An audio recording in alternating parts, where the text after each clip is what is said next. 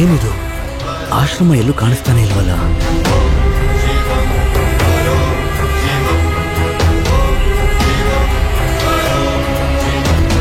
ಇವ್ರ್ಯಾರು? ಬನ್ನಿ ಬನ್ನಿ, ನೀವು ಬರ್ತೀರಿ ಅಂತ ಸ್ವಾಮಿಗಳು 2 ದಿನಕ್ಕೆ ಮುಂಚೆನೆ ಬರ್ತೀನಿ ಅಂತನಾ? ಸ್ವಾಮಿ, ನೀವು ಒಬ್ಬರೇ ಪ್ರಯಾಣ ಮಾಡುತ್ತಿದ್ದ ನಿಮ್ಮ ವಾಹನವು ಸುತ್ತಮುತ್ತಲು ಎಲ್ಲಾದರೂ ನಿಂತು ಹೋಗಿದೆಯಾ? ಹೌದು. ಈಗಲಾದರೂ ಅರ್ಥವಾಯ್ತಾ ನಿಮ್ಮ ಅನ್ವೇಷಣೆಗೆ ಪರಿಹಾರ ಇಲ್ಲೇ ಸಿಗುತ್ತದೆ ಎಂದು? ಬನ್ನಿ.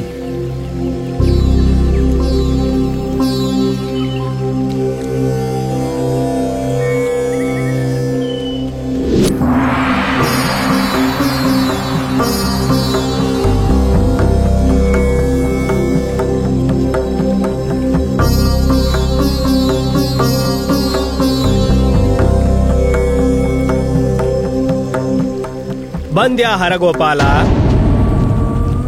ಹರಗೋಪಾಲ? ಸ್ವಾಮಿ, ನನ್ನ ಹೆಸರು ಹರಗೋಪಾಲ ಅಂತ ನಿಮ್ಗೆ ಹೇಗೆ ಗೊತ್ತಾಯ್ತು? ನನಗೆ ನಿನ್ನ ಬಗ್ಗೆ, ದೇಶ ಸುಭಿಕ್ಷವಾಗಿರ್ಬೇಕು ಅಂತ ನೀನು ಪಡ್ತಿರೋ ಪ್ರಯತ್ನದ ಬಗ್ಗೆ ಎಲ್ಲ ಗೊತ್ತು ಕಣಪ್ಪ. ನೀನು ಪಡುತ್ತಿರುವ ವೇದನೆಗೆ ಉತ್ತರ ಇಲ್ಲೇ ಸಿಗತ್ತೆ. ನಿಜವಾಗ್ಲೂ ನಾನು ಯಾರು? ನನ್ನನ್ನು ಕಾಡ್ತಾ ಇರೋ ಕನಸು ಯಾವುದು ಸ್ವಾಮಿ? ಆ ಕನಸು ನನ್ನನ್ನು ಯಾಕೆ ಬೆನ್ನು ಹತ್ತಿದೆ? ದಯವಿಟ್ಟು ನಾನು ಯಾರು ಅಂತ ನನಗೆ ಅರ್ಥ ಮಾಡಿಸಿ ಸ್ವಾಮಿ. ತಿಳಿದುಕೊಳ್ಳುವಂತ ವಿಷಯ ಈ ಜನ್ಮದ್ದಲ್ಲ, ಪೂರ್ವ ಜನ್ಮದಿಂದ ನಿನ್ನ ಬೆನ್ನು ಬಿದ್ದಿದೆ.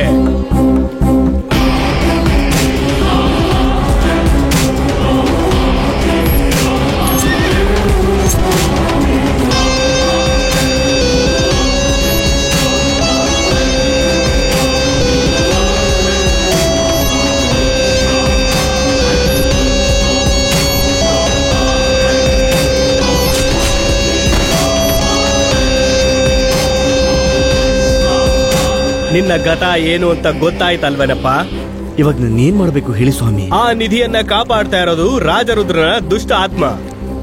ದುಷ್ಟ ಪೂಜೆಗಳನ್ನ ಮಾಡಿ ಪಡೆದಿರುವಂತಹ ಶಕ್ತಿಯಿಂದ ಅವನು ನಿನಗೆ ಮಾನವ ರೂಪದಲ್ಲಿ ಕಾಣಿಸ್ತಾನೆ.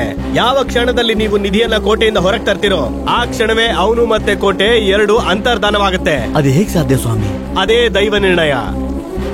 ದೈವಿಕ ಶಕ್ತಿ ಇರೋದು ಎಷ್ಟು ನಿಜವೋ ಅದೇ ರೀತಿ ತಾಂತ್ರಿಕ ಶಕ್ತಿಗಳು ಇರುತ್ತೆ. ನಿನ್ನ ಪ್ರಯಾಣ ದೈವ ನಿರ್ಣಯ. ಸ್ವಚ್ಛವಾದ ಮನಸ್ಸಿನಿಂದ ಪ್ರಯಾಣವನ್ನ ಶುರು ಮಾಡು. ಯಾರನ್ನ ಎಲ್ಲಿ ಹೇಗೆ ಸೇರಿಸಬೇಕು ಅಂತ ಆ ಮೇಲಿನವನು ನೋಡ್ಕೋತಾನೆ.